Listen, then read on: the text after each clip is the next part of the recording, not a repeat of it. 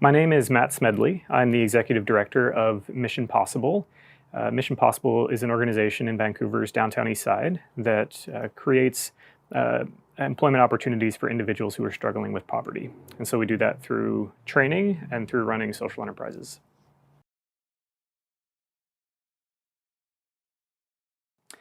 I choose to do this work because I truly believe that individuals have an inherent value and worth.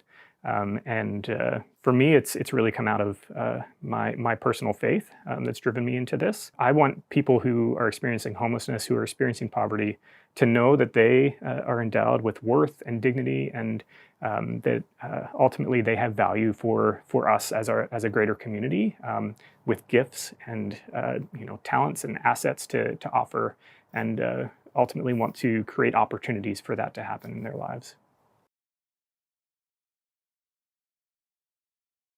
Typical day in the life of an individual who is experiencing homelessness, they generally are woken up early in the morning.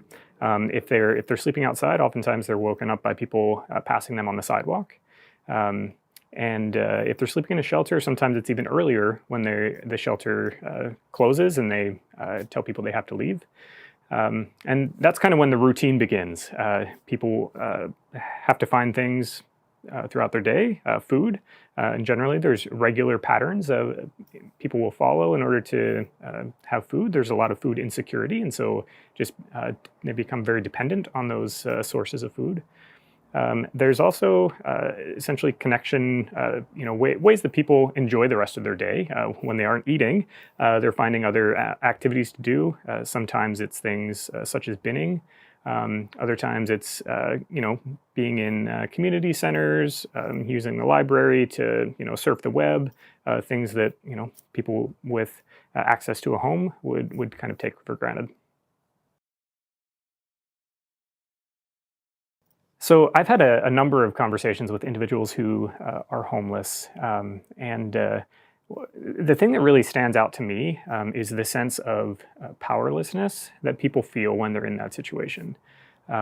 Really, kind of feeling like things are out of their control. They've done what they can to try to secure a place for themselves, or use the supports that are available, and they really feel stuck. They aren't really able to kind of break out of that. That sense of powerlessness really begins to wear on people's understanding and the way they value themselves. And that's the really tragic part. People can end up in experiencing homelessness, but when that experience begins to define who they are as a homeless person, that's when the real self-worth and sense of dignity that people have begins to wane and kind of fade away. And it's a really tragic reality of being in that experience. I think homelessness is so heavily stigmatized because largely in our society, we value when people do well in life, when they accumulate wealth, when they are successful, and we as a society tend to value that. Those who end up homelessness or in homelessness or experiencing poverty, those individuals are sometimes looked at as having failed, or they've messed up, and it's ultimately their fault that they've ended up in that experience. People who are making that kind of judgment often don't have relationships with people who are homeless. They don't understand the experiences that they've had.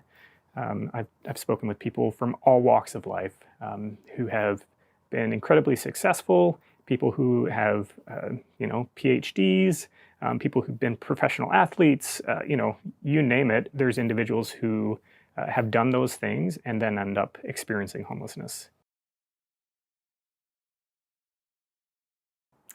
Homelessness has one cause, and it's that people don't have homes. People who don't have homes, there's a whole number of reasons that can happen. But when we think of the issue of homelessness, is the fact that we need to have more homes available to people who are experiencing poverty and experiencing homelessness.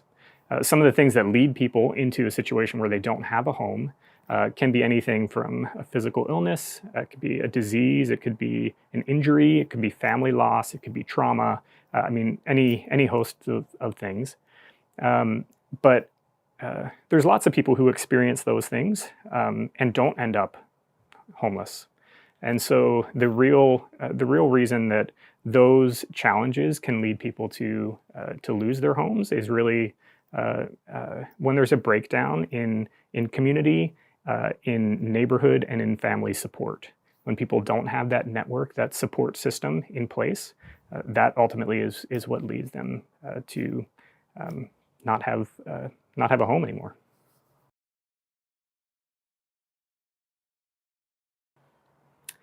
I think the largest issue that is talked about the most is the opioid crisis. A number of individuals, hundreds of people per year who are experiencing overdoses and dying from that. Thousands experiencing overdoses, hundreds dying from it.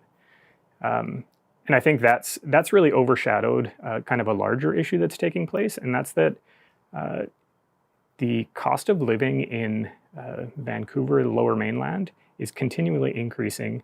There is continued displacement of people out of lower income homes, and more pressure to redevelop properties to ultimately, cash in on the real estate boom that's happening in Vancouver.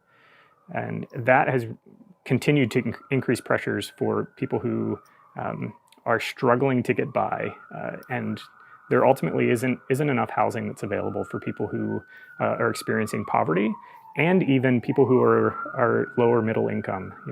There is a high risk for people to become homeless just by the escalating cost of living here. And it's an ongoing challenge, and I think will be into the future.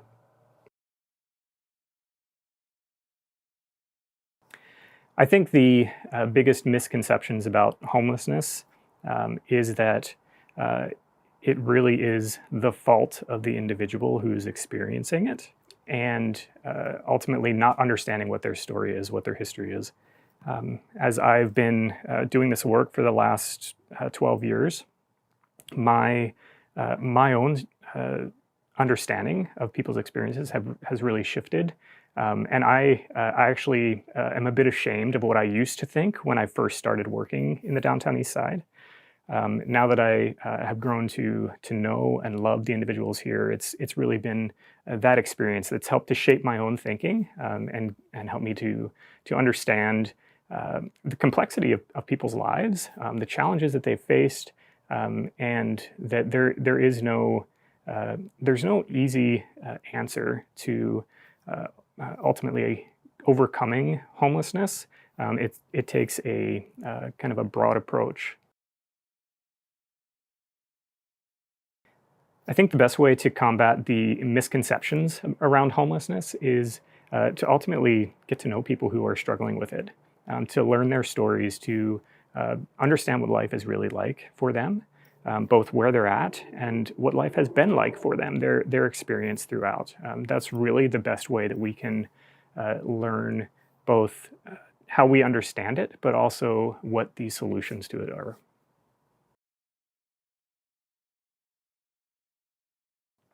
I think the best way that we can work to destigmatize homelessness is to advocate for individuals who are experiencing it. The Hot Potato Initiative, among others, are doing a great job of bringing awareness, but also bringing opportunity to connect and reach out to individuals who are experiencing homelessness, and help the broader community understand it more, and find ways to be involved in helping combat homelessness.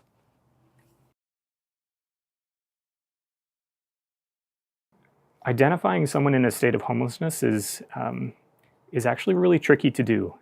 Some people, it's obvious that they don't have a home, they're carrying all their belongings with them. Other individuals, it's much harder to identify. People may be dressed and look just like a normal person, aren't, they're well kept, and but there's really no real identifier for someone who is homeless, which is a real challenge, because there are lots of people who are struggling with homelessness, and making sure that they have the support they need is just as important as for someone who is carrying their belongings with them, and is it's very visible that they are homeless. My one piece of advice would be to get involved. Don't sit on the sidelines. Don't think that you've got it figured out. Actually, jump into the process. Jump into to learning, to an opportunity to volunteer or to work on a campaign like the Hot Potato Initiative, and also remain open as you do it. You will learn along the way, and just kind of commit to that learning process.